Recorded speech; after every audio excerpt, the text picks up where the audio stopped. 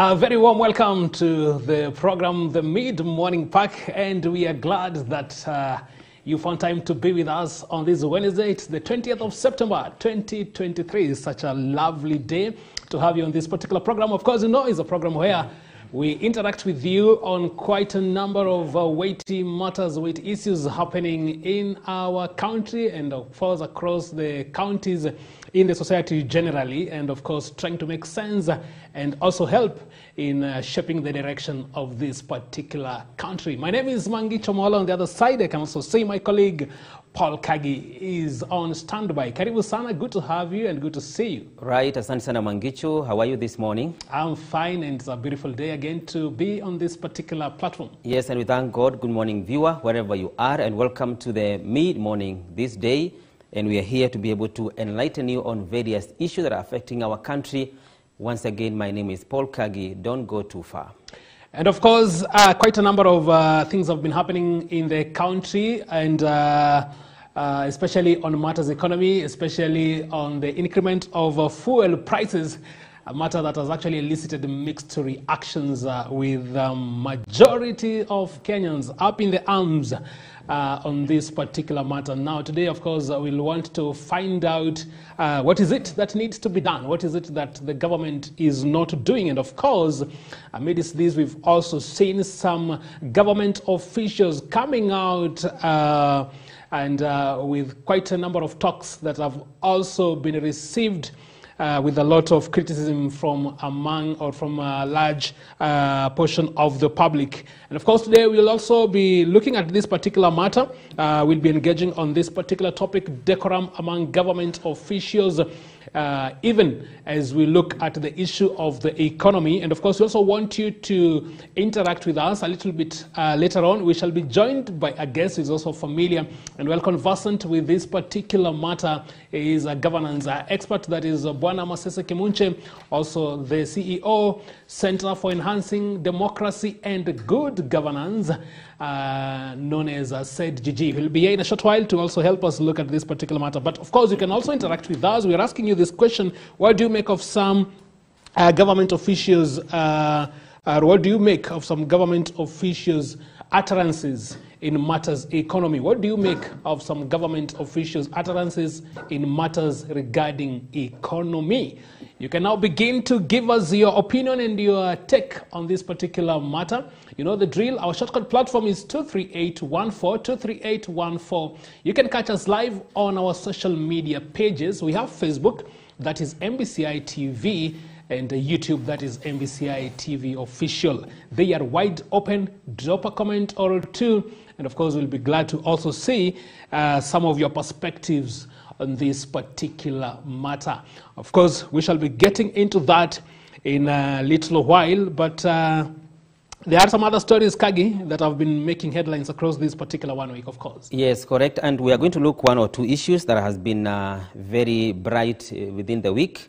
And one of the issues that took attention to many Kenyans is regarding to the trade unions. There was one story that was carried over by the press regarding to the death of trade unions. And by yesterday, the court to Secretary General Mr. Atuoli came out and defended himself after the allegations that he has really abandoned the big calling of fighting for the workers.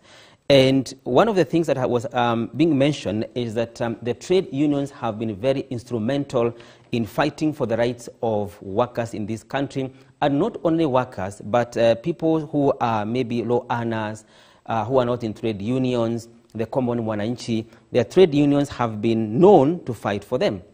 And KOTU, which is an umbrella of many workers' unions, is seen as if it has toned down the issue of looking at the issues of workers, not only in Kenya, but we can look at a country like South Africa, whereby trade union is very, very strong, and it has given birth to many leaders. For example, there has been presidents like Tambo Beki, who was a leader of a trade union. And therefore, Kenya, KOTU has not been, okay, it has been aggressive, but its impact has never been felt as the way we ought to see.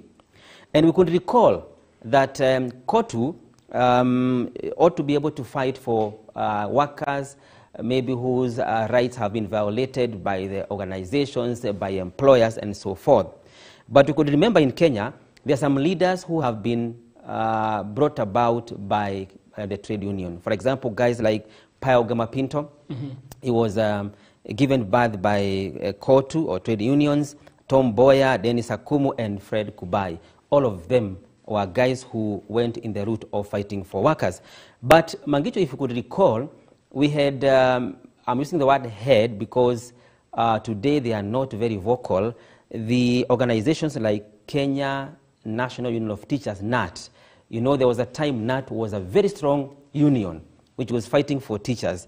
But since, like I think for the last 2 or 3 years, NAT has been very silent. Right. And it's as if we are forgetting whether NAT exists.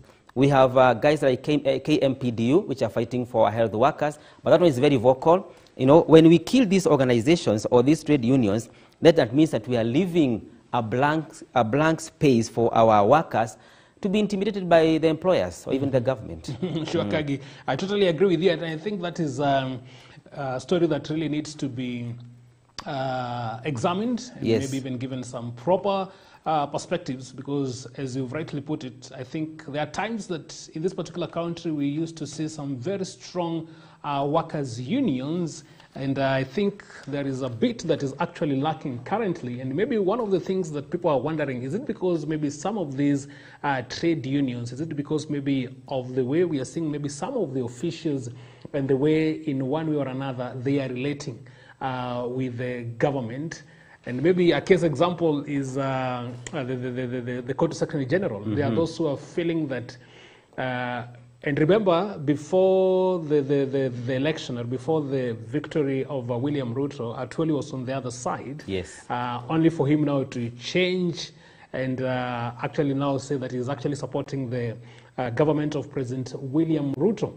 Now, people are really wondering whether it is possible for you to really maybe fight for the rights of your workers, fight for the maybe better welfare of your workers, and yet there is a way in which you are relating with the government in a way that it might actually jeopardize or actually compromise your strategies or even maybe the process of actually maybe fighting for the rights of those that you are representing. So I think there are things that really needs to be looked into, but of course maybe if you are to ask them or if maybe you are to talk to them, they would argue that there is no way in which you can actually separate the two, that maybe in one particular area or in maybe one particular way, you also need maybe to work with the government of the day.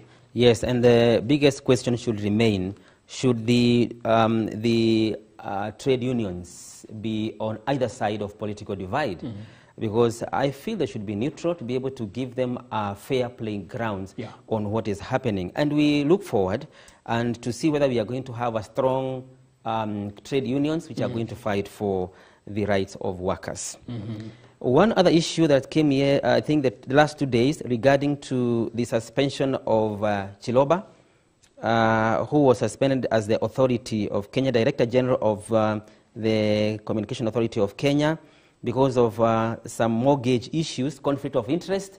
And one thing we could say, if we could see those guys who are involved in any form of malpractices, be it abuse of office, be it direct corruption, or maybe conflict of interest, we need to see more guys who are involved being taken action. Not just an action, but prompt action. And I think it's a good example by the board of the CA, by taking an action over the Director General of what they termed as violation of the CA Code of Conduct. Right. And there are many guys who are doing this, we know, and we're waiting maybe to hear more from any side, because there are many people who are violating even the Chapter 6 of our Constitution, and we are waiting to see, after there has been a change of the Director of Public Prosecution, if there are some guys who are going to be brought to book for any form of malpractices in all organizations. Yeah, because we are having a lot of issues that are coming up and then dying, coming up and then dying. Sure. We are waiting to see whether we are going to see many Chilobas being brought to light. And I think, Agi, it's quite unfortunate, because these are individuals that are holding very high positions in the government, and also in the country. And of course, it also paints the picture of where are we and what we are doing in the fight against some of these vices like corruption. Some people will actually term it as just stealing of public resources. And we would not really just want to see it at maybe at the suspension level. But what is it else that actually needs to be done? Because if an offense has been committed, are we going to see heads rolling? Are we going to see people being charged in a court of law? Are we going to see people paying the price? Because that is a very, very high position. And once somebody is in that position and they abuse it, they really need to face the full force of the law. Right. Yeah. And maybe you can look at one more. Yeah, we can look at one more. And even maybe there was another issue, Kagi, before you come up with the other point. There's another issue that actually came out this week. I don't know whether you are able to see, and this pinpoints to the issue of unemployment among our youth. Really, yeah. There was a very, very chilling issue that actually happened during, I think it was the recruitment of KDF, whereby thousands and thousands of youth from actually the NYS had gone to try their luck in the recruitment of KDF. And remember, it is an event whereby they only needed 350.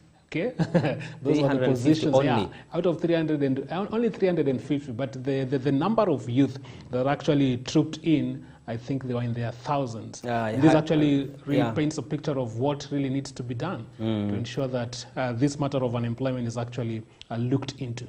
Is a wake-up call to the society, because this matter has been there for all the governments, not only for Ruto's government. The issue of unemployment has become a thorn in the flesh for many governments in Kenya. But I feel we have never had a candid talk about the issue of unemployment in our country. The only moment that we hear about this matter, which is generating a lot of heat, is during campaigns. For example, if you could recall, during campaigns, the issue of trying to sort out the unemployment in our country was very, very, very vocal during campaigns. But after campaigns, we have toned down on how we are going to solve this problem. And by the scenario that was there in Nairobi is a wake-up call to all of us that this is a time bomb. Because that was Nairobi. We expect the same to be in other counties like Nakuru, like Mombasa, all those areas. And therefore, we need to be serious on this matter. If we don't show seriousness, this matter might turn against us as a society. Everybody, not only in government, even us who are on the other side, is going to turn against us. But still, even today, we have never found a solution regarding to this matter. Exactly. That is something that really needs to be looked into. So I think at this particular point, we can now bring in and introduce our guest for today, so that we can actually rope him in into this particular discussion, and that is Bwana Masese Kimunche. He is a governance expert, and also he is the CEO, Center for Enhancing Democracy and Good Governance, that is CEDGG. Bwana Masese Kimunche, karibu sana. Good to have you today. Thank you so much, Magicho. Thanks also, Kagi. Yes. I'm good. Yeah. Wow. Good. And also feeling good to be here. How is CEDGG? We're good. I think the conversation around trade unions made me reflect. Because when we're talking about trade unions, in commercial, we are also talking about civil society. Right. So if we are saying that trade unions have become a bit ineffective in execution of their mandate, so as a civil society actor, I also asked myself, are we facing a similar fate? And it's quite a reflection there. It's quite a reflection there.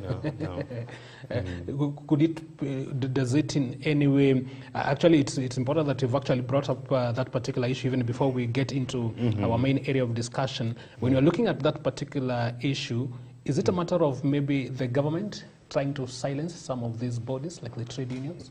Very well, Mangicho. I think we probably need to give a historical perspective to this question. If you recall, when in 2002 we elected Kibaki and therefore ended the KANU regime, there was a lot of optimism. In fact, Kenyans were rated among the most optimistic people in the world immediately after the 2002 elections. And civil society leaders trooped into government. I think many of the chief executive officers, board chairpersons of organizations trooped into government. Some given jobs in the cabinet, others executive positions in parastatus and other organs. Around that time, there was a huge program that was called GJLOs. I mean, it was justice, governance, law and order, something. And most of our people got absorbed into this program. The same fate may have befallen the trade unions. And what that meant then is that civil society was left with a leadership gap. Okay. One that we have not been able to recover from in its entirety. And of course, with that gap, the space for mentorship for new leaders also got clogged up a bit. For the case of trade unions, I think one thing is that, and Kagi put it quite so well, that trade union leaders see themselves as the next government leaders, government officials. So from a trade union to a government minister or even a member of parliament, there has been deliberate effort on the part of those in power to weaken civil society and the trade unions. Okay. The case of KNUT is one that we all relate with. There's a point in history when we had all teachers being members of the Kenya National Union of Teachers, right. Be it in secondary school or in primary school. But the creation of KUPPET, Kenya Post-Primary Union of Teachers, served a big blow to KNUT. And of course, that strategy by government to divide and rule was exemplified by the division in the giant teachers union. We have seen that happen in most other unions. And then, of course, when it gets to politics, political mobilization becomes a revenue stream for trade union leaders. So they mobilize their members to support a specific wing. So that again is one major reason as to why we now have weak and ineffective trade unions. And Bwana Masesa, what does it portend now for a country, for a society, when we have a situation like this? Because there are those, and to a very big extent, believe that when we have some of these bodies, they really play a very significant role, even the watchdog role. But now when we see weak trade unions, weak civil society, and maybe even parts of the media, people believing that maybe they are compromised, where does it put us as a country? I mean, we honestly must contend, we must agree that this is a very sad state of affairs. Trade unions, civil society, media, these are bastions. They anchor democracy. And what needs to be done? They anchor democracy. So when we see the situation as it is, we have good reason to get worried, because this is how dictatorship is created. Okay. Recently heard something like mambo ni matatu. You know, guys loved that statement of, but it should be a great concern to Kenyans that we are staring at a dictatorship in the making. Okay. And if we don't have workers, I mean the leaders of workers' unions are coming out to demand accountability from government. We don't have civil society coming out. We don't have media calling out government and its leaders for this, then slowly by slowly, we might be going back to the dark days. Yes, Masese, my concern is, by the look of things, the COTU, which is our umbrella, remains to be a one-man show as per now. Yeah. And by the look of things, there is no hope that this time people are not being groomed to become the next trade unions in this country or leaders. Is there any hope that we are going to find people who are going to come up and fight for our workers? Any hope ahead? There's hope. I mean, Kenya is a country of resilient people. We had Moi, the dictator by excellence. We managed to kick him out.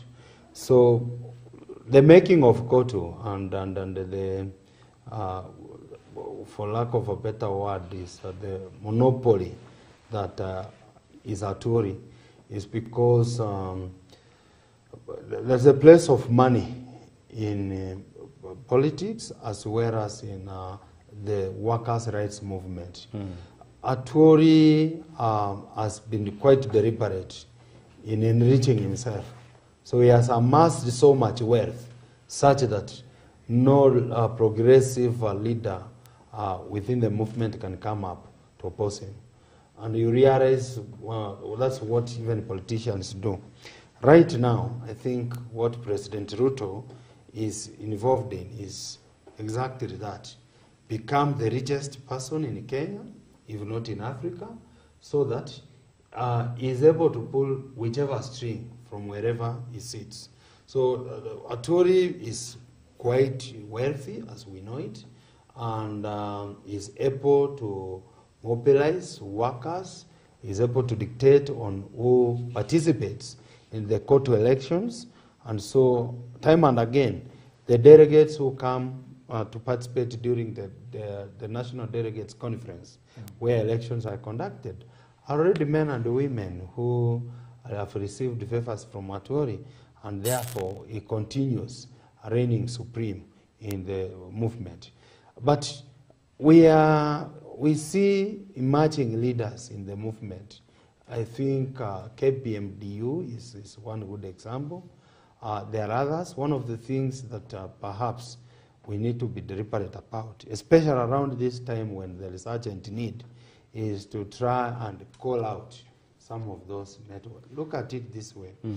Tax affects most of all the people who earn a salary, who are the workers. You see, like in my office, the person who earns the least amount of money paid housing, we call it housing levy, the tax. Everyone is paying. Previously, who was better placed to speak about this? Who was better placed to lead the resistance against over taxation of workers? It was the trade unions. So, to the extent that Kotu appears to be speaking the same language with the president, we don't have some hope there. But I see among the cadres, there are new leaders who are going to take up, fill that gap. And perhaps we need to be deliberate on this. And conversations like these ones serve to reawaken Kenyans to see the need to demand accountability from their leaders. Yes. And maybe one more issue, Masese. Aturi has been in this seat for quite a number of years, not even in Kenya, but also in the seats of ILO. According to you, maybe if you could interrogate his scorecard, do you feel that he has done something commendable on the workers' affairs so far? There are times when Francis Aturi comes through. There are times when he comes through. One thing we must really appreciate is that he's a respected trade unionist. If he chooses to do the right thing, we see positive results. Yeah. Unfortunately, in the recent years, he appears more concerned with being a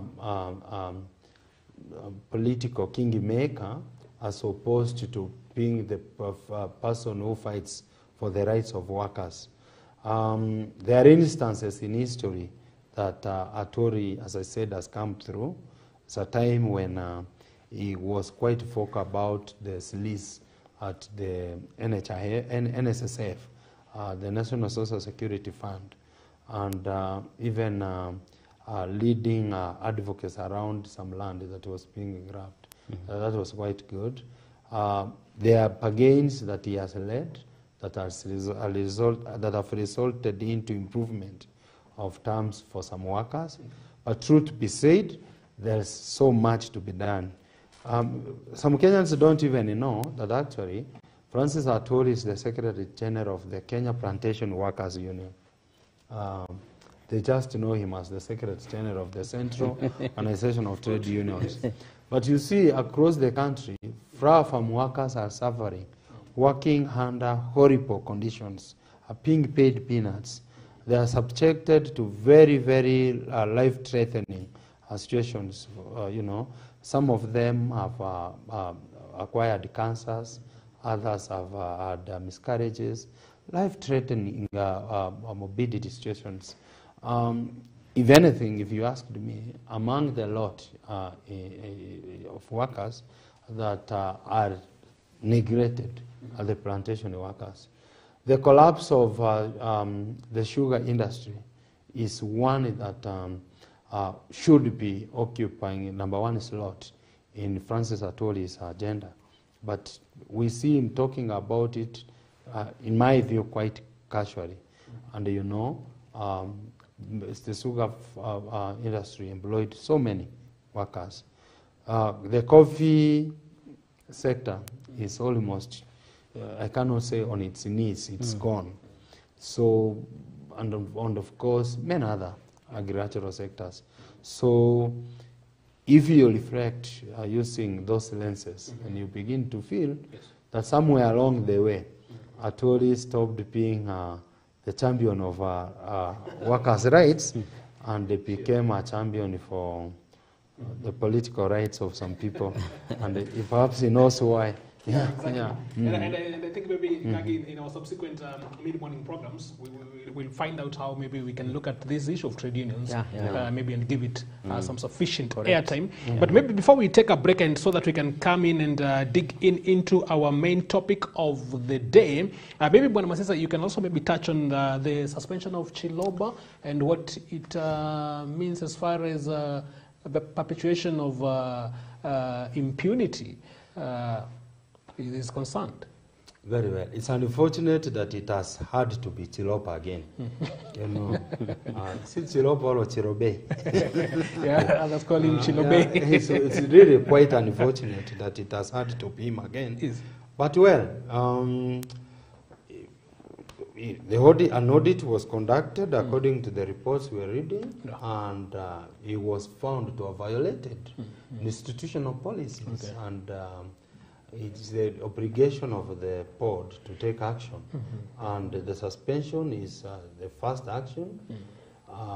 We expect some other actions to follow. Perhaps this suspension is to facilitate. So it means there are no stringent measures that you think have been put up as far as this particular government is concerned, maybe to curb some of these vices? I think the mere fact that an audit has been conducted, it means there are measures in place.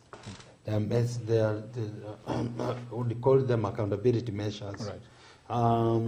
What is obvious, based on the reports we were reading, is that some people just ignored those measures. Okay. The audit is based on policies that are laid down.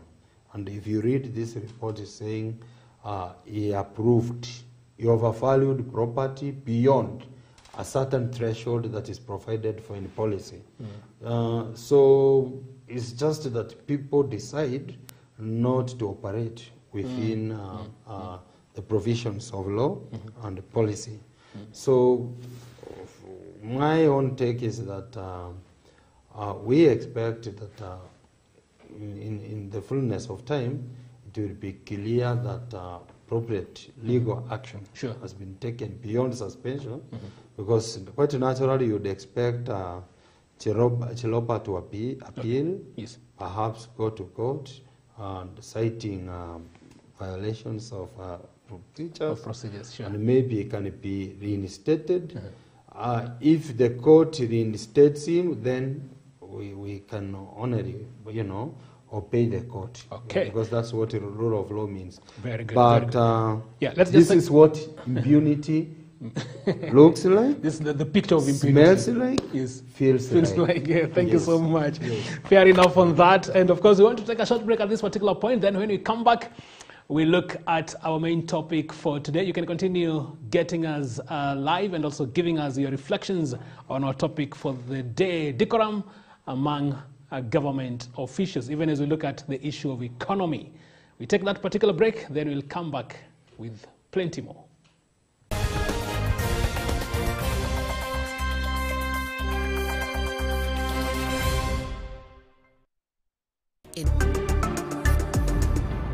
MBCI Television, transforming lives. Kilimo ni uti wa mgongo katika uchumi wa kitaifa. Akili Shambani inakufunza mbinu mbalimbali za kilimo cha mimea na ufugaji. Tunavuka milima na mabonde kukuelimisha mengi kuhusu ubunifu na teknolojia katika kilimo.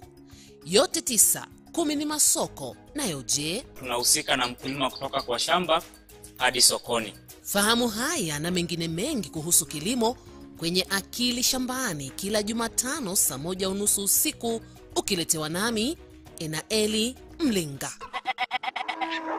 The Virtuous Woman Show brings to you authentic stories from all women of all walks of life. You start going to the bar to watch football. Yes. And you started just as going to watch football. No, I was intentional. Why do you want to kill these babies? And I'm looking at him and I'm asking, what babies? Through their experiences, we are able to enlighten and encourage each other. He strangled me, pushed me to the ground, and the first thing he asked for was my M-Pesa PIN. He proposed, and that's when I said, People will come to understanding and knowledge that this one, she's not just a religious woman. Yeah.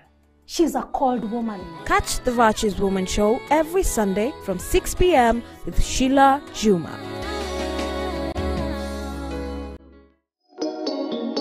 Are you tired of searching for the perfect hardware and interior decor solution? Look no further. Introducing Roomish Hardware and Interiors, your one-stop destination for all your hardware needs, right here in Nakuru City. At Roomish Hardware and Interiors, we pride ourselves in offering a wide range of high-quality hardware products, from door and window accessories, plumbing and gutter accessories, sanitary wares, kitchen accessories, power tools, marble boards. We have it all. Whether you are a homeowner, a fundi, or a professional contractor, we have the right tools and materials for your project. But that's not all. Roomish Hardware and Interiors is more than just a store. Our team of knowledgeable experts is always ready to assist you with any questions or concerns you may have. Need advice on which tank to buy or brand of cement? We've got you covered. And the best part, Roomish Hardware and Interior offers competitive prices that won't break the bank. So, why wait? Visit Roomish Hardware and Interiors today and discover the ultimate hardware shopping experience in Nakuru, conveniently located at Lower Bedi Road to serve you better. Roomish Hardwares and Interiors, your hardware solution in Nakuru. MBCI Television, transforming lives.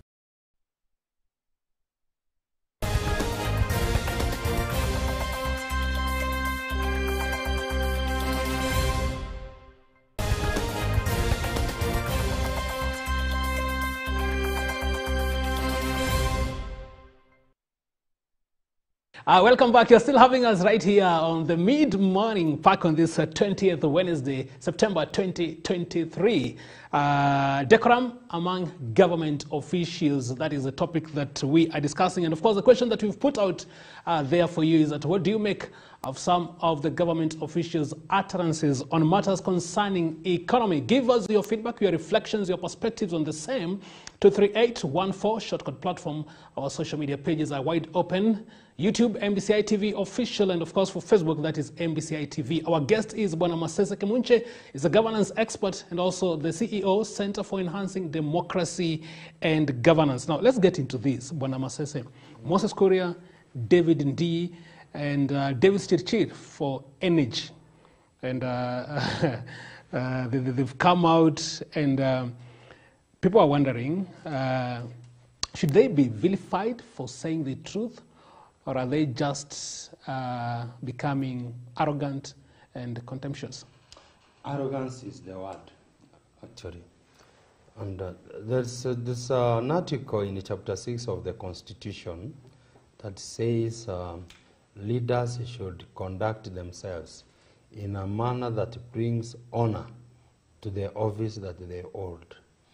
And one way of doing so is demonstrating respect to the people who put you in the leadership position in the first place. There's a time in Kenya when there was a guy called Edward Clay, who was the British High Commissioner for Kenya, who talked about people vomiting on the shoes of their benefactors. That's precisely what we are experiencing today, where people who are in office, people to whom we have delegated our sovereign powers to serve us, have decided to laugh at us, have decided to jeer us, have decided actually to mock us. So it is not necessarily that they're telling us the truth of what is on the ground? You know, this is what you would expect. Take yourself as a father. If for sure you know you don't have enough money to buy, to take your family out for a treat, yeah? If you are used to taking them to Sarova Woodlands, then you could take them to Kwajimi's for Choma Bite, so that at least you are able, for example, a typical father will say, today let's try this place out. You don't have to tell it to your children, now you see you guys are eating a lot, you get, you know. So there's one thing, telling the truth, but more importantly, how do you tell this truth? Are you telling it as if you are blaming Kenyans for the situation when Kenyans have given you the responsibility to tackle the situation? Why would you tell us that sink your own petroleum boreholes when it's clear it's only the government that has got the power, the means, and the duty to, the responsibility to sink boreholes? So that's what I call them mocking us. We gave them power, they're using the power to mock at us. And I think Kenyans are all ears, they are all eyes. Around this time, many years ago, perhaps, we could have poured into the streets and demanded that some of these characters step down. Rather than tell us what in specific terms they are doing to bring down the cost of living.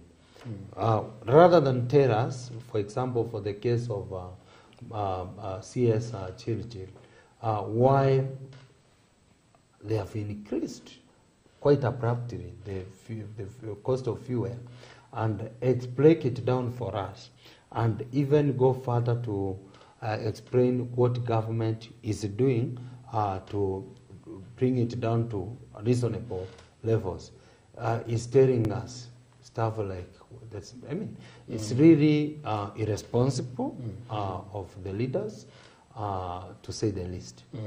And the Deputy President, Rigathi Gachagua, came out in his social media pages, Twitter, the official page, and he actually admonished the government officials, of course, namely Moses Kuria and also maybe David Ndii, because they're the ones that have been seen to come maybe, or maybe to conduct themselves maybe in a manner that the rest of the government would not approve of. But there are those who also wonder, is it possible that they can just make some of these statements without the blessing of their seniors?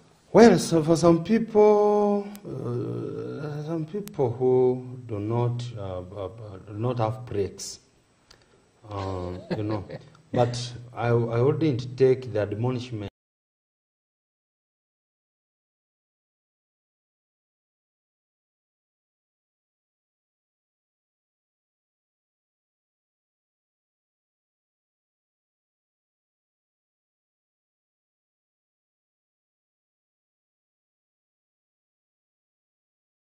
saying. There's something we say about rats, and I think this is the character of rats.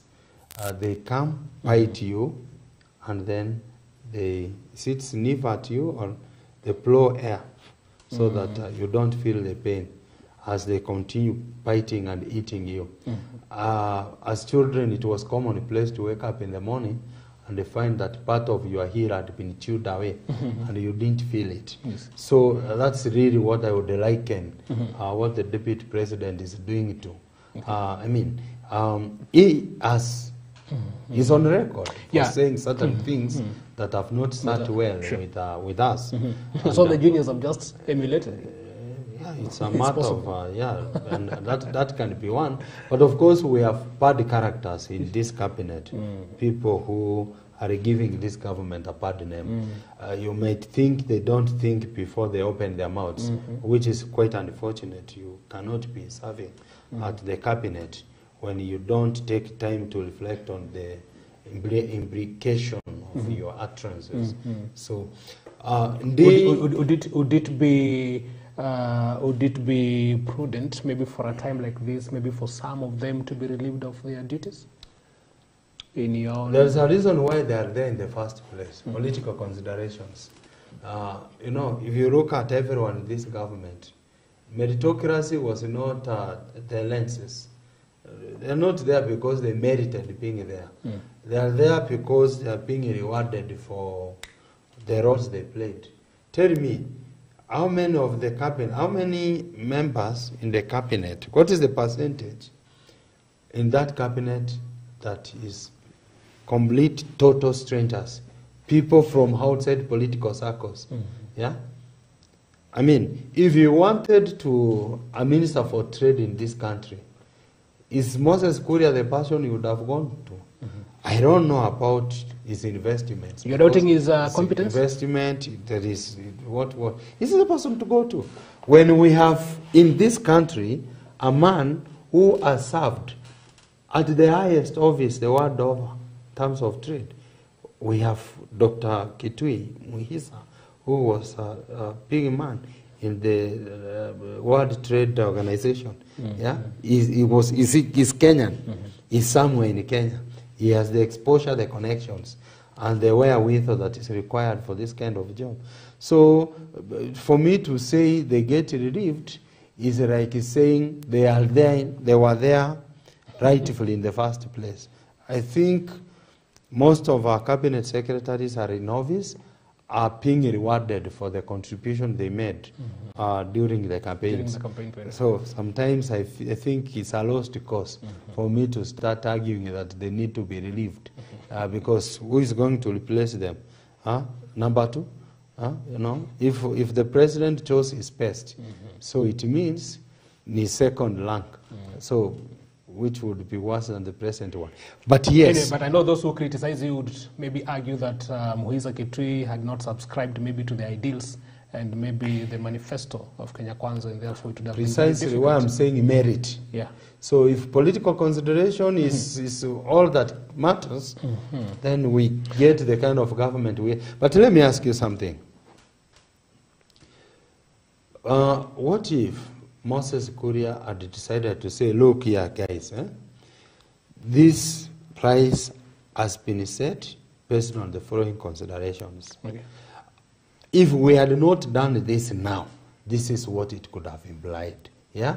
So bear with us. We are searching for a formula that will enable us stabilize the price of fuel. Because we know for sure that fuel impacts all sectors of the economy. So any shift in the price of fuel will affect everything else. Yeah? But when that happens, the salaries are not increasing.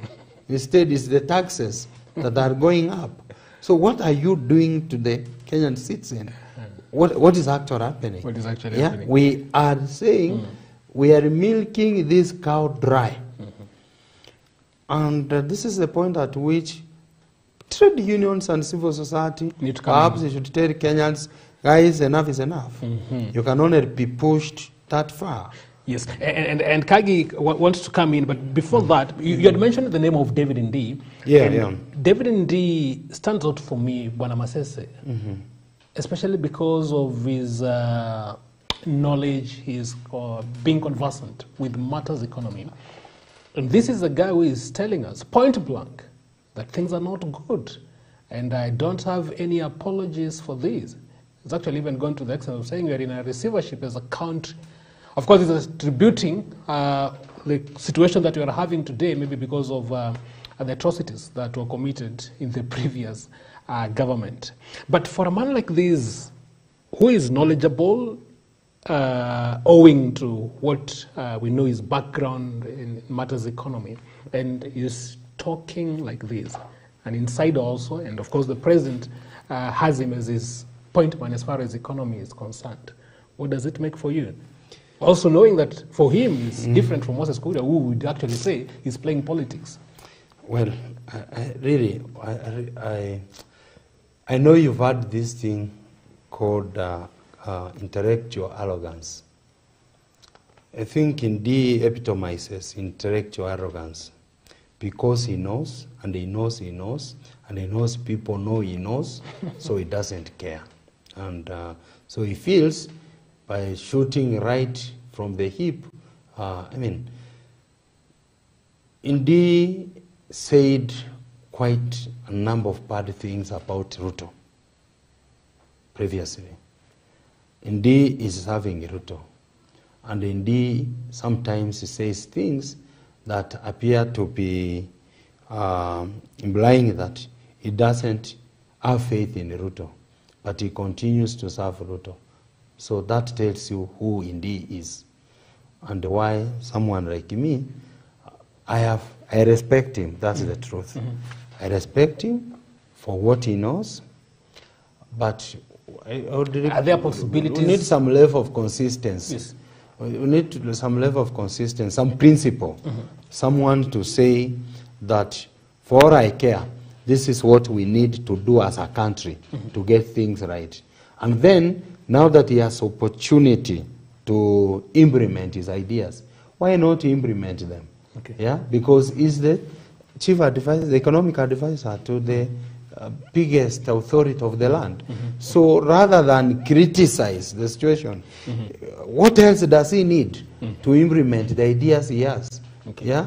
So that's the misgiving I have with him. So look at it this way: you are the CEO of this of this studio. Then every day you come here, you start saying, that screen is not in the right place, this carpet needs to be swept. Who do you want to make those things happen? Yet you are the one in a position to do so. So you join the choir to complain, to lament. We expect you because you are in a situation where you can effect the changes you've always desired. Why not effect them? Yeah, I mean, even if you were to look at it from a religious perspective, what does stewardship mean? Good stewardship, what does it mean? Indeed, as the ear and the presence of the president, he says he doesn't trust politicians. He's working for one. So why are you working for someone you don't trust? Okay, forget it. One day he was quite honest.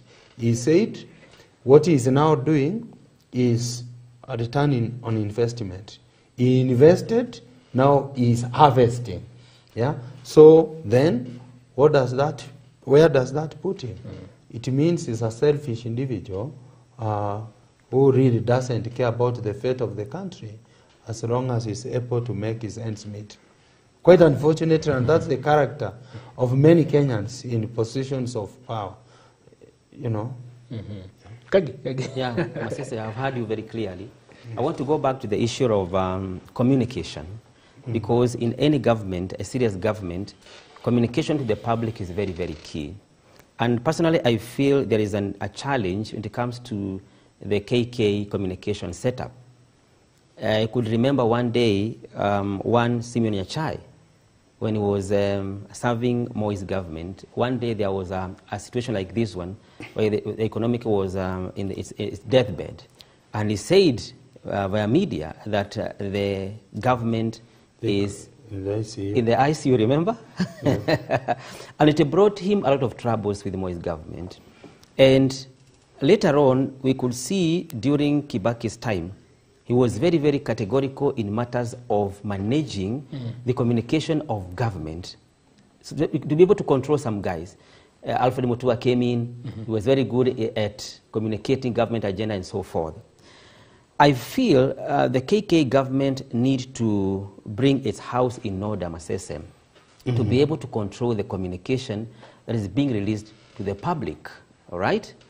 Again, some of these CSs, I feel they are lacking a good platform to be able to speak their agenda as CSs, because I feel President is overshadowing them in a big way. So anytime they find a chance to be able to speak, it's like they are grabbing that chance.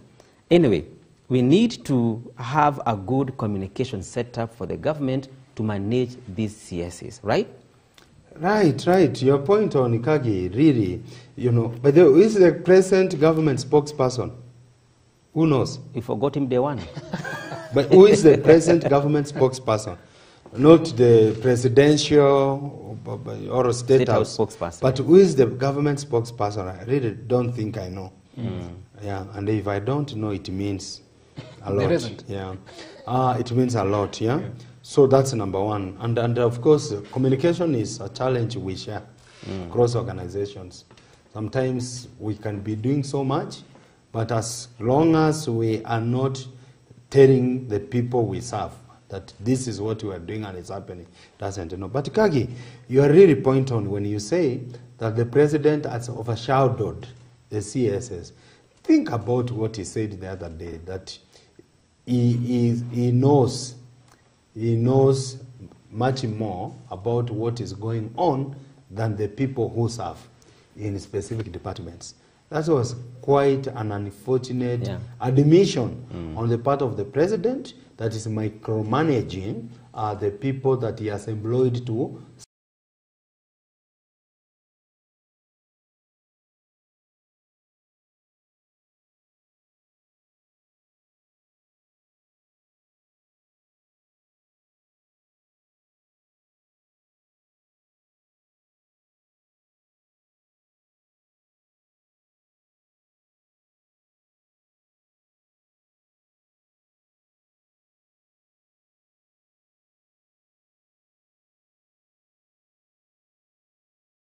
people aware that you are watching their back is one way of instilling fear.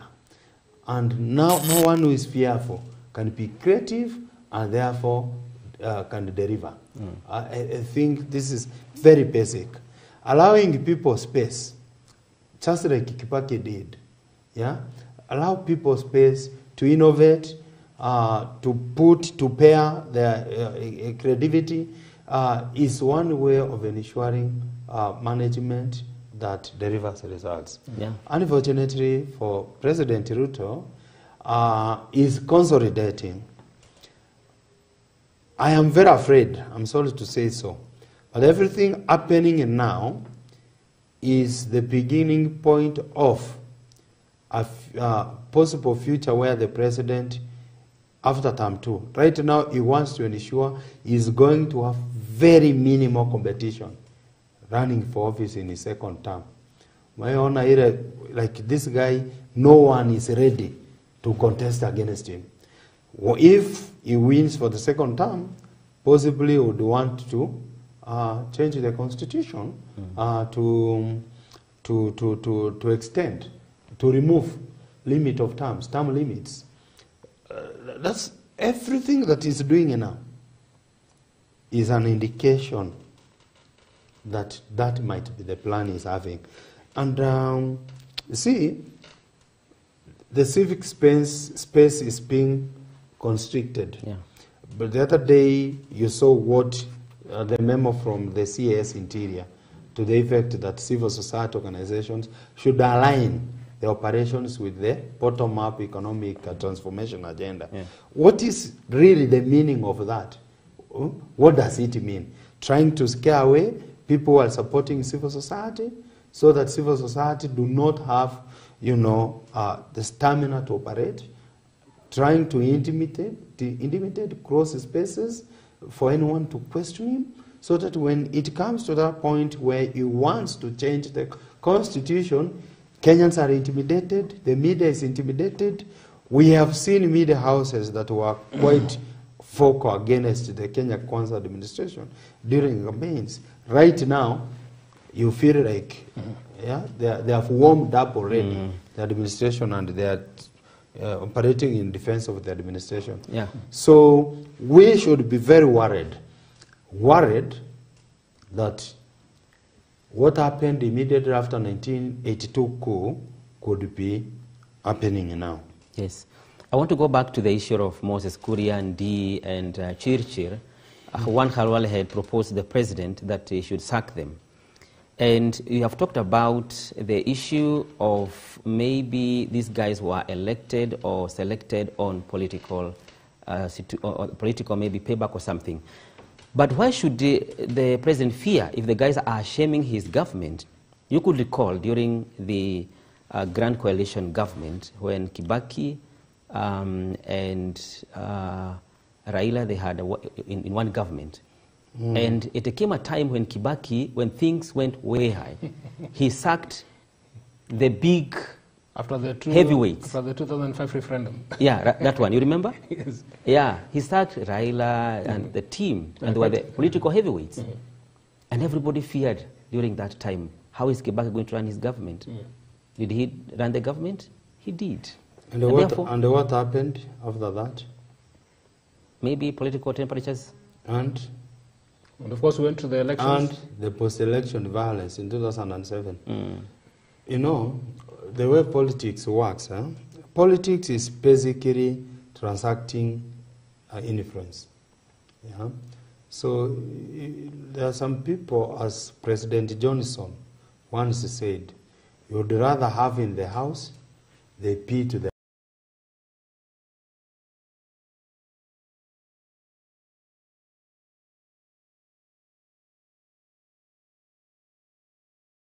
the president must make.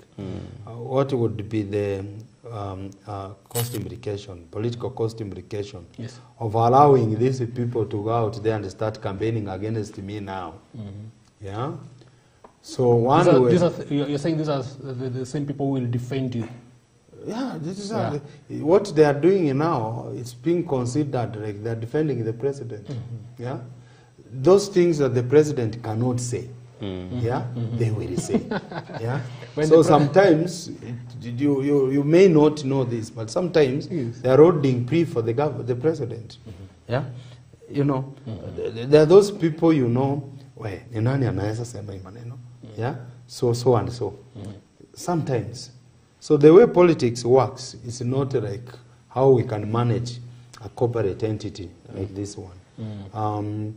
And by the way, when you say embarrassing the government, is the government afraid of being embarrassed? Our situation like now, the government itself is an embarrassment. So I really don't feel that. But that is not a concern. Yeah. So the government, if you asked me, even Edward, when he says these guys need to be sacked, is that story? Is that story I told you about the rat that is chewing off a section of your heel and blowing wind onto it so that you don't minimize the pain. Yeah, and of course, how soon shall we forget? Already we have forgotten. Yeah. Some years back, that statement would have elicited widespread public outcry and maybe civic action. Yeah, because people would have said, you guys have, you know, you're laughing at us. Yeah, people would be demanding, you know, Chiri must go. Sure. This other fellow is called Kuria must go. Yeah, but that's not happening because we have more or less been hypnotized.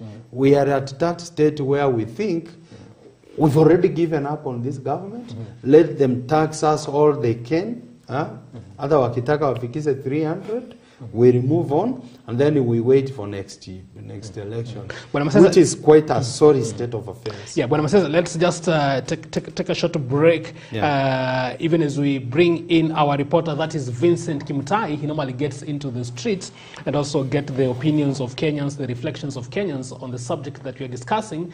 And of course, we also sent him out to get Kenyans' feedback on today's conversation, and it's time that we join him to also hear what is it that Kenyans are thinking about this particular subject. Vincent Kimutai, it's your time now.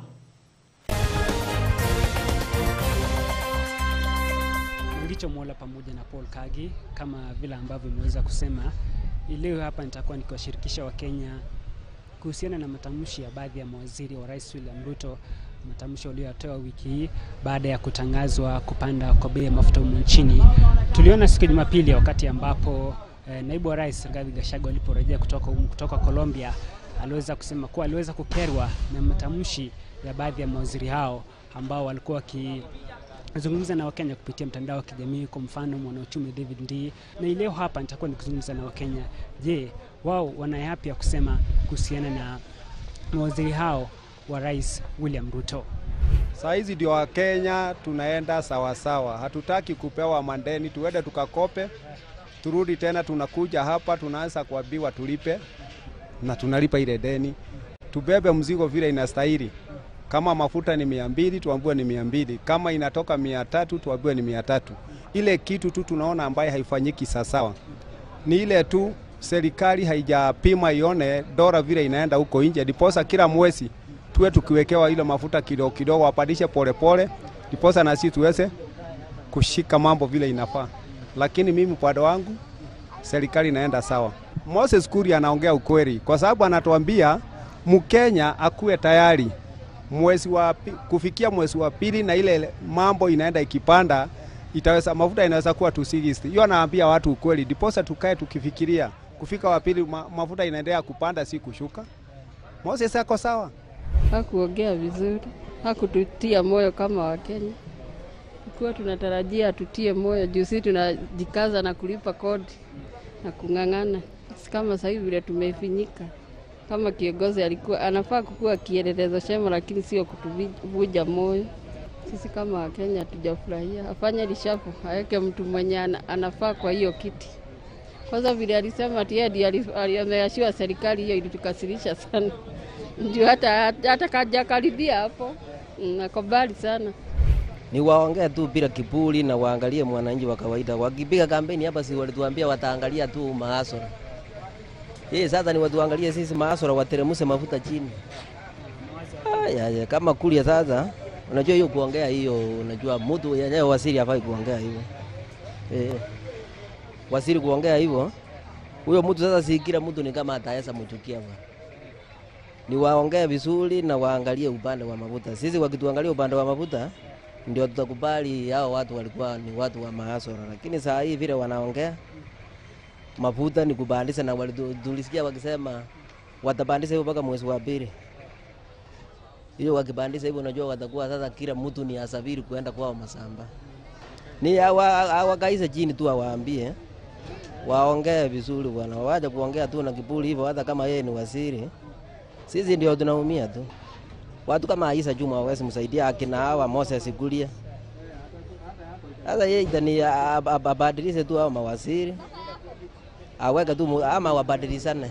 Wajue ile maneno atakuja kutuelezea kwa sababu sisi tunangoja hawa. Wakiwa hawatafanya kazi mzuri, sasa sisi tunaanguka kwa sababu hakuna kitu wanatufanyia kitu mzuri. Ile maneno walisema watimize kwa sababu sisi tunangoja ile kitu walituahidi na tunangoja kwa hamu. Matamshi si mazuri, lakini angetuongelesha vizuri sana. Na angetuambia kwamba is a father of a trade ministry. Lakini angetuongelesha vizuri akisema mambo itakuwa vizuri. Lakini kutuambia kwamba tuchimbe kisima, tutachimba visima ngapi? So we just want a cabinet reshuffle. Only that, a cabinet reshuffle. Sisi tunajituma tunapiga viatu rangi so that we can pay taxes. Tunalipa NHIF, tunalipa NSSF. Hata uwanja tunalipa We are paying taxes, but don't overtax us. msi overtax sisi. Saa hizi ndatoka hapa niende mguu mpaka kwa nyumba, because naenda huko nalipa 100 shillings mpaka kwa nyumba. So the only thing is wacha tungangane, tusumbukane vizuri, lakini wasituongeleshe mambo mengine. Ya matamshi yao haitusaidii. Hiyo cabinet yote inafaa ilishafoliwe kwa sababu wamekosea wananchi heshima kabisa. Wanaongelesha wananchi rude sana. Hatujafurahiwa na hiyo. Rais anafaa afikirie kuhusu hiyo cabinet yake. Kwa sababu watamuharibia. Hata next time kama atataka kiti, sidhani watu watamchagua. Watu wenye wanamsurround sio watu wazuri. Waziri mwenye anaonekana kama anajua Kenya anafanya ni Kithure Kindiki peke yake. Lakini the likes of Moses Kuria, Kitu ambayo inakosa tu na ambayo tunafaa kuangalia kama upande wa vijana na pia pande ya akina mama ni kuwa Kenya inakosa tu ni public participation. Kwa sababu hii vitu yote zina happen hapa, tunakosa uwazi wa ile maneno ya public participation. Kwa sababu tukiangalia wakati ile manifesto ya UDA ama Kenya Kwanza, ilikuwa manifesto ambayo ina mapana na marefu. Lakini tukikuja kuangalia maneno ya implementation, imekuwa ni challenge. Kama mtu ameshindwa ni kazi, inaweza pendekeza kukue na reshuffle. Kulingana na vile Ruto alisema, our excellency president mwenye tulielect, Ruto alisema every 18 months, na hapo ndio akaleta ile kitu inaitwa rating. Akasema kama your performance itakuwa below what we expect, tutaweza kukuondoa. So I think it is high time sasa, amebakisha miezi 8. Kama sasa hapo mwaka amebakisha miezi 6, tuweze kurate minister yupi, waziri yupi amefanya kazi mzuri, aendelee. Ule mwingine ajifanya kazi mzuri, aondolewe, wengine wapate nafasi. Mangicho pamoja na Paul Kagi, ni maoni ya Wakenya hayo kuhusiana na matamshi ya mawaziri wa Rais William Ruto, ambapo tumeona wengi akisema kwamba rais anapaswa kufanya mabadiliko katika baraza lake la mawaziri. Vile vile tumeona wengine wakisema kuwa mawaziri hao walistahili kuweza kuwapa moyo wa Kenya, licha ya kuwa kweli gharama ya maisha imeweza kupanda nchini, lakini wao kupaswa kuzungumza jinsi ambavyo waliweza kuzungumza. Tuliona kuwa pia viongozi wa upinzani pamoja na viongozi wa Kenya Kwanza wakisema kuwa mawaziri hao, waziri Moses Kuria anapaswa kusimamishwa kazi. Kwa mfano, Seneta wa Kakamega Boniface Kalwale aliweza kupendekeza waziri Moses Kuria kuweza kusimamishwa kazi, pamoja na mwanauchumi David Ndii, pamoja na waziri wa kawi Davis Sirchir. Vile vile tukaona pia Timo Nyonyi akiweza kupendekeza pia waziri Moses Kuria kuweza kusimamishwa kazi, pamoja na viongozi wa upinzani wakiongozwa na Edwin Sifuna, seneta wa Nairobi, ambapo alisema waziri Kuria aliweza kuzungumza kwa kiburi akipendekeza rais kuweza kumsimamisha kazi. Hata hivyo, kinachosubiriwa ni ikiwa hao mawaziri, hatua ambayo rais ataweza kuichukua akiweza kurejea humu nchini. Tayari tulimuona naibu wa rais Rigathi Gachagua akisema kuwa akikosoa matamshi ya viongozi hao wa umma ambao wanastahili kuiwakilisha serikali. Nikiripotia kipindi cha Mid Morning Park, MBCI TV, jina langu ni Vincent Kimutai.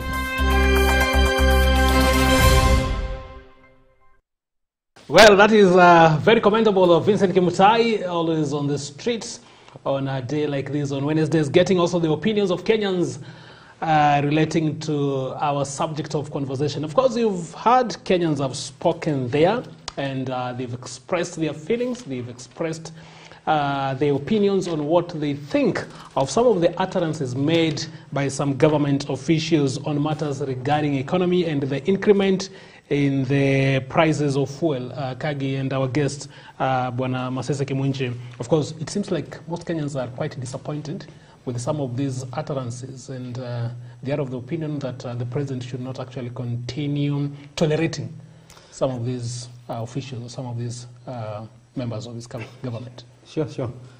Judging by the number of the comments from the people that were interviewed by Vincent, you realize that, yeah, there's a level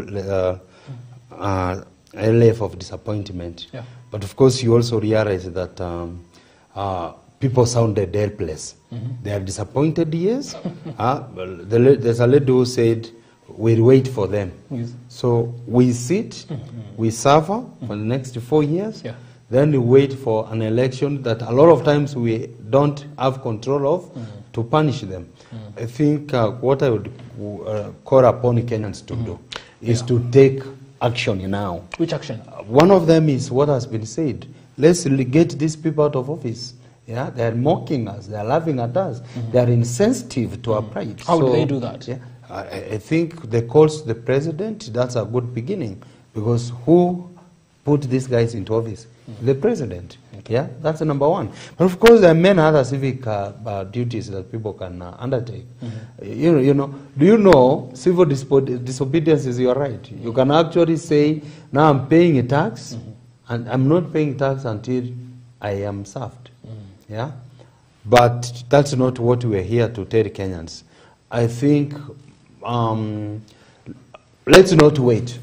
Let's not suffer for 4 years. And of course, to take one thing has come out also very clearly before Kagi, you come in, Bwana Masese, like you've pointed out to that lady, and I think a few more who have actually said it is, they feel disappointed that instead they would have expected some of these leaders to give them hope. Precisely the point I made earlier. Yeah, you made that point, but Bwana Masese, we are looking at a situation whereby when you're talking about giving hope, and we are in a situation whereby it's like we've not seen the government helping us to know or giving us any strategies, any policies that is actually putting into place, maybe to make things become easy. Especially maybe for a time like now. Maybe the only thing that people have had is that give us now 2 years. There are those who thought that maybe by 1 year, but it's like now we are still being told continue with the pain maybe for 1 more year so that things can actually come back. And of course they're attributing these to the things that happened in the previous government, and they're saying they have to sort it. Now, my question is, what would be the benefit of maybe the government just saying things would be good maybe in the near future, without necessarily helping us to actually see the picture of the process of making those things become better? Mangicho, if you listen to the lady who talked about hope, what I got her to be saying is that, you know, demonstrate to us that you are taking action to reduce the burden on us. That's what would give us hope. Hope is not going to be given by mere words. Yeah? What I got the lady to be saying, to be challenging government to do, is to demonstrate by action to Kenyans that they are taking specific measures to reduce the burden. And one of the them. specific measures the government has taken, Bwana Masese, is to tax Kenyans more. Well, that's burdening. And Kenyans cannot that's really understand burdening the Kenyans. The tax burden. Actually, by taxing them more, is increasing the burden. The government is not of the opinion that it is burdening its people. You know, the government is fully aware that it's burdening people. And following cue from what Ikagi said earlier, that how is government packaging this whole strategy around taxation? What are we seeing government doing that can create hope that actually this is, will suffer for some time, but the future looks bright? You know, there's something called delayed gratification. Yes. Yeah, baada ya dhiki faraja. So you say, I'm going to deny myself now, make some saving, will invest so that my children will not go through the situation that I've gone through. Now, if this government would demonstrate through actions that actually they are taxing us now to fix the problem, like one gentleman who said, we actually must reduce the borrowing.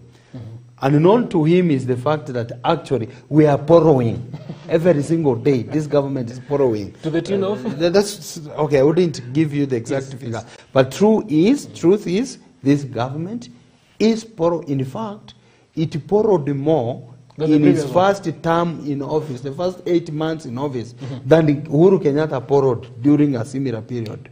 So borrowing more and taxing more. Yeah, so one of the things that I would expect that would give me hope, for example, is I'm paying my tax, but there is frugality or prudent management. There is some level of austerity on the part of government. But if I'm paying more, and I can still see cabinet secretaries driving around in fuel guzzlers, if I'm paying more, and I can still see huge delegations making it to international conferences that they had no value, if I'm paying more, and I'm still seeing wasted, and I'm still witnessing corruption, then I wouldn't be motivated. I wouldn't have hope that indeed my tax is going to work for me. And that's what Kenyans are asking for. And that is what David Ndii has also been quoted as saying. So, yes, so if the president and his men and women are not showing us that, look, the money we are taxing you, this is where we are spending it, and in a matter of months, this is what it's going to translate to. And then we shall be able to stabilize the fuel costs, and we shall be able to reduce the prices of essential goods. Then, that, you know, let me tell you, given an option, many Kenyans wouldn't pay tax. Out here, let me ask you, if the situation is really this bleak, why are we seeing high-rise buildings emerging in towns? The owners of this, where are they getting the money from? And who are they? Who are they? And what relationship do they have with the government of the day? As well. Yeah? So if you asked me, I would wish to, you know, it's not like I hate capital, no. What I'm saying is the hope we would desire to be given by government is not hope of words. Okay. Iyo tutambiwa kanisani. The pastors and the priests will give us that kind of hope. Yes. What we need is action that can build confidence amongst ourselves that indeed this government is conscious that we are suffering, but there is evidence. There is evidence that we are moving in the right direction. And one way of demonstrating that, number one, is reducing public expenditure. That's what we would desire to see. There's a lot of unnecessary expenditure that should be reduced. There's a time Uhuru Kenyatta, when he was finance minister, he made a decision for ministers to be driven in Volkswagen Passats. Are those vehicles still around? If they are, those are the vehicles that should be gotten wherever they are and given to these cabinet secretaries and everyone in government, so that they spend less fuel. The money we save from the fuel can be used to sink like water pans. El Nino is coming. The water will kill people. After February, around March, April, we'll again be talking about drought and people will be suffering. Why can't we exercise austerity now so that we are able to raise money to do dams and ponds in hurried runs like Makueni to enable farmers to water fruits, to water vegetables, so that we are able to feed ourselves and reduce our burden? You know, if we are not able to see such practical actions from government, then we cannot be optimistic. Okay, one more, and then Kagi, I'll give you an opportunity. Yeah. But I'm also seeing for the official page, Twitter page X. Now it is called X. Kuria is saying, "Dear Kenyans, I made some comments indicating that the price of fuel is likely to go up in the coming months owing to global dynamics. I've since been advised that the statement was incorrect, insensitive, and arrogant. I'm made to now understand that the price will come down. I apologize profusely, since to err is human." It's quite maybe some pressure. A little bit too late. Little bit too late. A little bit too Doesn't late. help matters. How? Ruto, I mean, not Ruto. Kuria will say something worse than that. Give him time. Yeah, it's a little bit too late. But yeah, at least he swallowed the humble pie. And as he says, error is to human. But for him, we're used to his kind of errors. So perhaps he's going to err again. Okay, one more, Bwana Masese. This thing, and maybe this is one of the issues that even maybe some of these government officials like Ndii and also maybe Davis Chirichiri and maybe even Moses Kuria, the issue of this matter of fuel becoming, it's not necessarily a national or a Kenyan issue, but it is looked at in the global perspectives. From where you see it, though it is something that is maybe to some extent beyond maybe the capacity of our country, and for that particular matter, the government of the day, but be it as it may, is there still something that the government can do to cushion Kenyans? Thank you. I already mentioned a few things that are practical that can be done. One is reducing expenditure. You get? Public expenditure has got, it's clustered in about two generally. Yeah? We have development expenditure, we have recurrent expenditure. Under the recurrent expenditure, we have the money that we pay salaries, remuneration for public servants. And then we have what is called operations and maintenance. Government, as it's within the capacity, it's within the ability of our government to control how much it spends. So when you say global dynamics dictate that the fuel the fuel prices and the cost of living will go high, it doesn't make sense. How much, if you look at yesterday, Yvonne Okwara gave us a very good rundown of how the 211 is reached at. Okay. There's about 9 different taxes. There's something on the railway, something on storage, and something on distribution, amounting to around 79 shillings. Yeah. So of 211 minus 79, yeah. So if we were to look at those taxes and decide which of these taxes we can hold, yeah. And you see, in order for you to audit the taxes, it means you must also look at the expenditure. So, I mean, government is in a position to determine unnecessary expenses that they can hold on. Yeah? That's number one. That's within the capacity of President Ruto's government to do so. What about the production subsidy that they came up with? It hasn't helped a lot? In which sense? Let me ask you. This thing, they talked about production subsidy. Who is being subsidized? And how is it translating to the purchase propensity for Kenyans? Who is being subsidized? So if you look at it, if it was to help, why then do we have a jump from 190 to 200 and something? Why do we have a jump? Yeah? So 2 things. Manage public expenditure. Number 2, these taxes we are talking about, is every penny being collected ending up safely in the consolidated account? Is it ending there safely in the treasury? How much money gets lost along the way? So, if you look at counties, for example, the amount of the capacity, the potential for counties to correct own source revenue is compromised by weak systems and just open theft. Go to the town right now with your car. Yeah? Just ring around the parking spot until the lady or gentleman in a yellow coat, cover coat comes over. He'll look at you, she'll look at you and ask, unakaa sana? That's an invitation. If you don't, if you would wish, you can give me 50 bob rather than pay 100 bob to the county government. Okay, sana. Yeah. So it happens. There is a lot. Look at how many businesses are operational in this county against the amount of money being collected through permits of these businesses.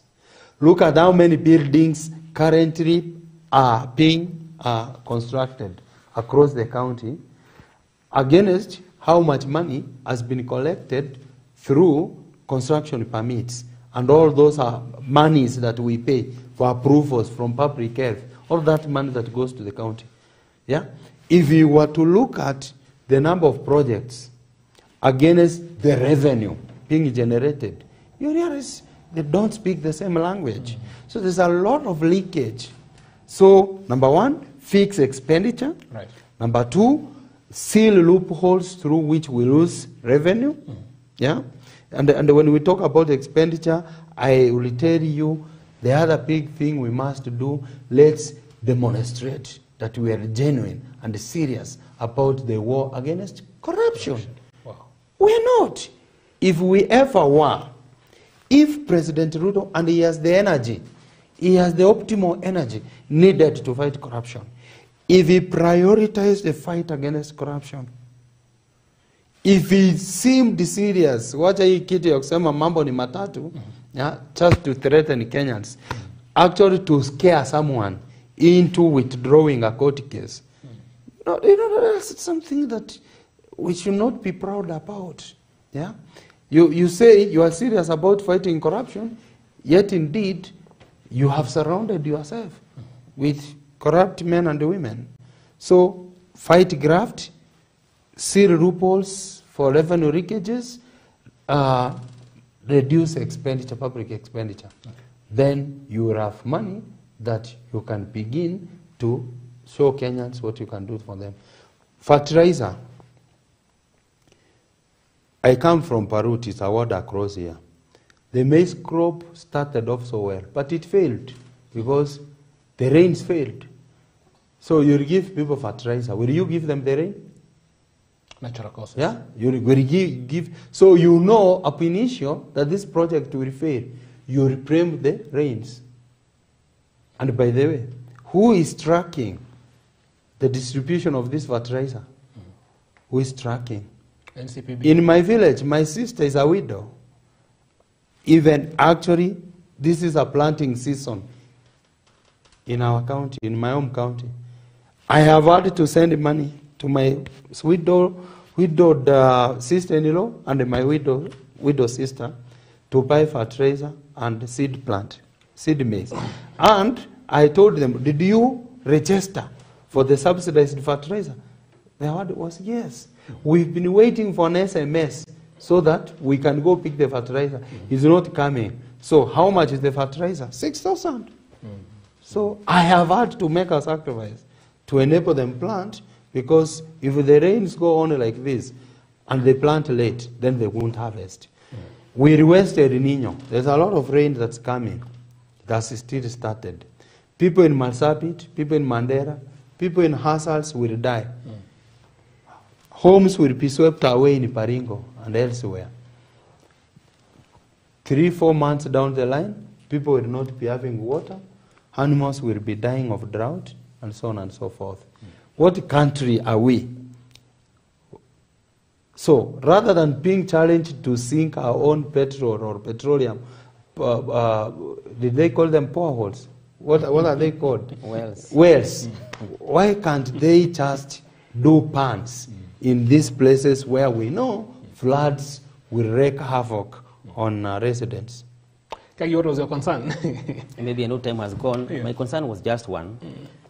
We are aware that what has been narrated to Kenyans is that the reason why we are overtaxing and the reason why there is a skyrocketing cost of living is to be able to pay the debt which was incurred by the previous regime. I want to hear your take on that. Number two, maybe think of a scenario whereby whatever has been promised by the government, the issue of lowering the cost of living and fuel and so forth, suppose it doesn't work in the next 3 years. What are we foreseeing at that time? Pardon, it means something, yeah? Number one, I want to hear your position regarding to the reason why we have the overtaxing of Kenyans, all those kind of things, is because there has been accumulation of debt which emanated from the previous government. Is that true? Number two, if things doesn't work well, of course we have hope they work well. If it doesn't work well in the next 3 years, rising of cost of fuel and other things, what do we expect from Kenyans? Thank you, Kagi. You know, there are certain facts. The economic situation globally is not good. That's given. But governments across the world, responsible governments, are doing something to cushion their citizens against the hardships. Most of them, one of them does not include the taxes They're coming in all manner. What we are doing basically is dancing to the tune of the Bretton Woods institutions, particularly the one, IMF, International Monetary Fund. Nothing else. We are just implementing the demands of IMF, which is unfortunate. And their demands is tax. Of course, they are the ones who started with this. A few years ago, VAT on fuel was at 8%. Now it's 16% beginning this year. And this is one of the things that IMF had laid a lot of emphasis on. So, should we wait for 3 years to take action? Yeah? Should we just say, wait for 3 years and take action? I don't know if you guys have children in high school, but beginning last week, parents have been receiving text messages to clear school fees because this is a short term, otherwise their kids are not exams. Now you remember this is the transition term, so every parent would want, so there's a lot of pressure. Schools, money is not getting to schools in time, the so-called capitation. Teachers need money to run the schools. Parents must pay school fees. Parents must do many other things. How much can we be able to contain and for how long? Yeah. So 2 things. We need to have a national dialogue. What are this bipartisan issue? A national dialogue on the cost of living. And this is where I challenge the religious community. The religious community has a huge followership. They are trusted. Religious leaders are trusted. They are respected. It's time, perhaps, they invited Kenyans and their leaders to a table and they start a conversation on what do we need to do to address this issue that we are having today. This is the moment when the Evangelical Alliance of Kenya, the National Conference of Churches of Kenya, National Council, the Catholic, the Kenya Conference of Catholic Bishops, and the other formations of religious leaders should actually come out, guide a dialogue process so that we can come to some kind of middle level understanding. I think